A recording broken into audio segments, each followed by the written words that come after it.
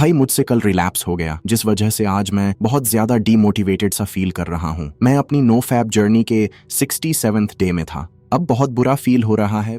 सबसे पहले मुझे एक बात बता, क्या इस दुनिया में ऐसा कोई आदमी होगा जो अपनी लाइफ में कुछ बहुत बड़ा अचीव करने का गोल लेकर चल रहा हो और वो कभी भी फेल नहीं हुआ हो? नहीं भाई, फेल होना तो लाइफ का ही एक पार्ट है। हम सभी कभी ना कभी फेल हो ही जाया करते हैं।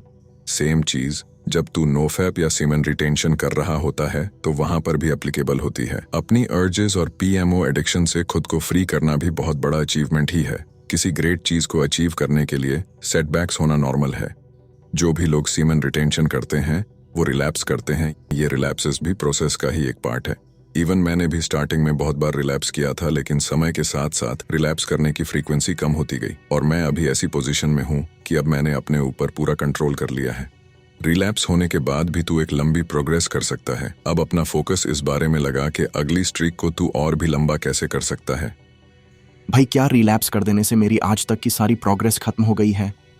रिलैप्स कर देने से ये मतलब नहीं है कि तेरी अभी तक की सारी प्रोग्रेस खत्म हो गई है। रिलैप्स के बारे में सोच सोच के खुद को गिल्टी और डिस्करेज करने की जरूरत नहीं है। इसकी जगह में अपना फोकस ये सोचने में लगा कि तू कितने अच्छे से अभी तक अपनी स्ट्रीक बना रहा था और अब आगे अपनी अगली स्ट्रीक को और भी बेटर कैसे बना सकता है। बहुत बार क्या होता है कि जैसे एक बार तो रिलैप्स हो गया, लेकिन उसके पीछे एक के बाद एक बार रिलैप्सेस होने लगते हैं, जिस वजह से मास्टरबेशन करने की एक साइकिल सी बन जाती है। हाँ, ये एक ऐसी मिस्टेक है जो हम सभी करते हैं। होता क्या है कि जब एक बार रिलैप्स हो जाता है तो हमारा दिमाग हमको फिर से रिलैप्स करने को बोलता है। हमको ये लगता है कि चलो स्ट्रीक तो ब्रेक हो ही गई है, एक दो बार और मास्टरबेशन कर लिया तो क्या ही होगा, उसके बाद से मैं स्ट्रीक बनाना शुरू करूंगा। मैं ये बात क्लियर कर दूं कि एक बार रिलैप्स करने और बार बार करने में बहुत बड़ा डिफरेंस है। एक बार गलती कर दी तो तू अपने माइंड को ये समझा सकता है कि ये एक प्रोसेस का ही पार्ट है, मैं इससे इजीली रिकवरी कर लूंगा। लेकिन तू जब एक के बाद एक दो तीन बार रिलैप्स करता है तो फिर तू खुद पर से विश्वास खोने लगता है। तू फिर से अपनी वही हैबिट को दोबारा से करने लग जाता है और एज अ रिजल्ट ये तेरी करंट कंडीशन और माइंडसेट को बहुत बुरी तरह से इफेक्ट करता है। कभी कभी तो ये भी डर लगने लगता है कि आगे भी मेरे से रिलैप्स हो गए तो मैं सीमेन रिटेंशन कैसे कर पाऊंगा। देख भाई, हम अपने पास्ट को और अपने फ्यूचर को चेंज नहीं कर सकते हैं। हम बस आज और अभी इस मोमेंट में ही अच्छे कर्म कर सकते हैं। फ्यूचर में भी रिलैप्स हो जाएगा सोच के अभी से ही टेंशन ले लेना सबसे बड़ी बेवकूफ़ी है, क्योंकि ये थिंकिंग तेरे कॉन्फिडेंस लेवल को और भी डाउन कर देगी। जो हुआ भूल जा और अपना फोकस सिर्फ आज में दे।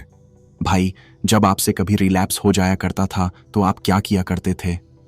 सच बोलूं तो शुरू में मुझे भी सेम तेरी तरह ही शेमफुल फील हुआ करता था, लेकिन मैंने रिलैप्स करने के बाद कभी भी खुद को अकेले नहीं रहने दिया। क्योंकि जब हम खुद को दूसरों से आइसोलेट कर लेते हैं तो हमको स्ट्रेस होने लगता है, और जब स्ट्रेस होता है तो हमारा दिमाग हमको फिर से मास्टरबेशन करने को कहता है, जिस वजह से मल्टीपल रिलैप्सेस की एक साइकिल सी बन जाया करती है। अपने दिमाग को अपने शरीर के ऊपर हावी नहीं होने देना है। और लास्ट में सबसे इंपॉर्टेंट बात, भाई खुद को कोसना बंद कर। हाँ, मान लिया कि हो गई गलती, इसको एक प्रोसेस का ही पार्ट समझ और आज में फोकस कर। आज फेल हो गया तो क्या हुआ, सीमेन रिटेंशन को एक जर्नी और रिलैप्सेस को एक छोटा सा स्पीड ब्रेकर समझकर लाइफ में आगे प्रोग्रेस कर।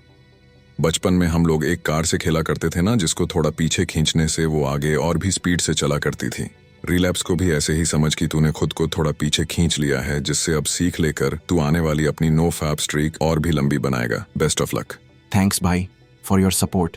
ब्रह्मचर्य और नो फैब करने में अपनी हेल्प करने के लिए आप हमारा कोर्स हमारी वेबसाइट monkwords.com से फ्री में डाउनलोड कर सकते हैं। मास्टरबेशन से हुए नुकसान से रिकवरी करने के लिए आयुर्वेदिक औषधि भी आप यहाँ से ऑर्डर कर सकते हैं।